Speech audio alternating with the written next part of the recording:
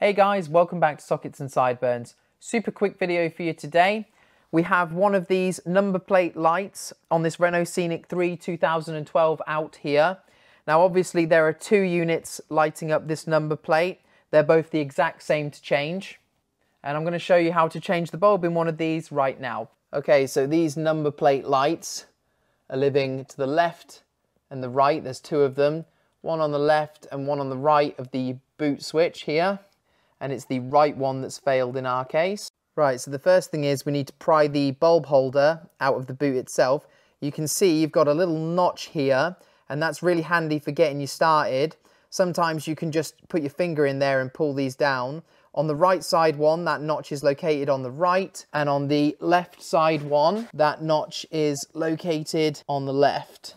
Okay, if you can't get it started by putting your finger in that recess and pulling it down as I mentioned, what you can do is use a small flat blade screwdriver, but be very careful of the car paint if you do this, as it's pretty easy to slip off and then you'll have a nasty gash in your paint. What I recommend you use whenever you're doing anything with bodywork or paint is a plastic trim tool. I'll leave a link in the description to some.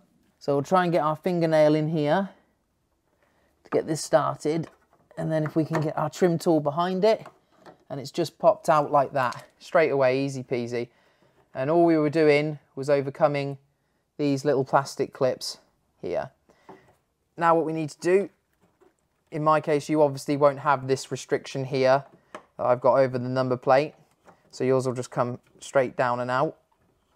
Just ease that out, careful not to tug too hard on the wiring.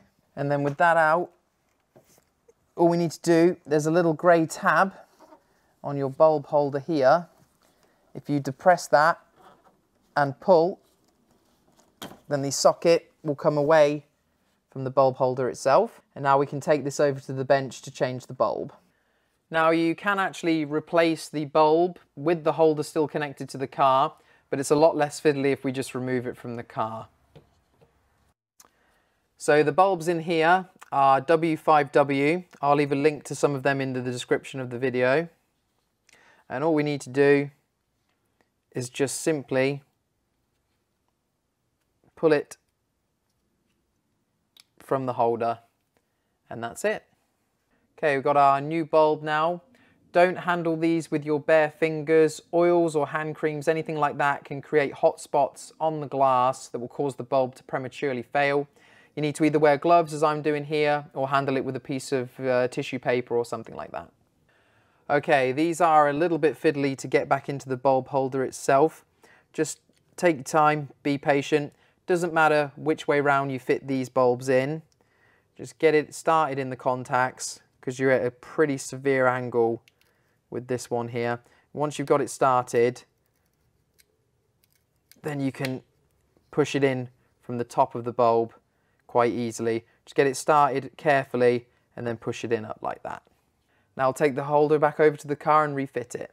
Okay, this wiring here and this connector, there is not a lot of slack here. So put your finger at the back of the connector to support it, and then bring your holder back in and push the holder back onto the connector while supporting it at the back. You should get a nice satisfactory click as it goes on, and that tab there re-engages with the bulb holder. Now what we'll do is give it a quick test before we push it back in, just by turning the lights on.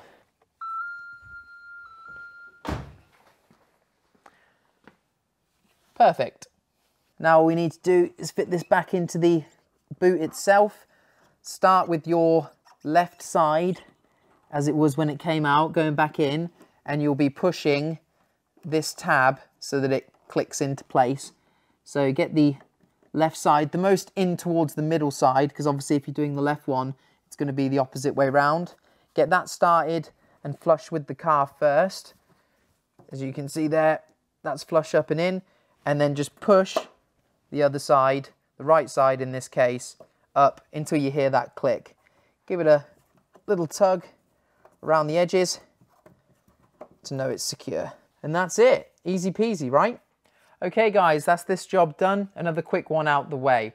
If this video has helped you out at all, then please hit that like button for me. If you'd like to see more videos from the channel in the future, then don't forget to subscribe. You can find me over on Instagram @SocketsAndSideburns. Thanks for watching, guys. I'll see you in the next video.